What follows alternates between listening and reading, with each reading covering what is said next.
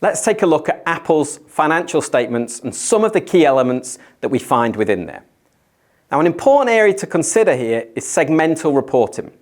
Now, segmental reporting means that a business breaks down its business into varying chunks based on either products or geographical areas, or maybe both. If you were to think of Apple as a business and think what is the major product segment they have, you would imagine it's smartphones. And you'd be right. That's around 50% of its sales still. But if I was to ask what the second biggest segment was, you'd maybe be surprised.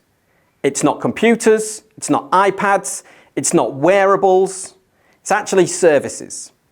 So services encompass Apple Pay, Apple TV Plus, Apple Music, and the App Store.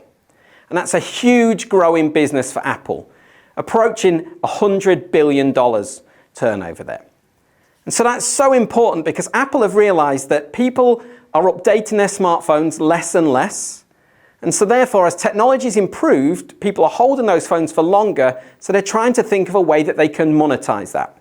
It's estimated that there are about 2.3 billion active Apple devices out there.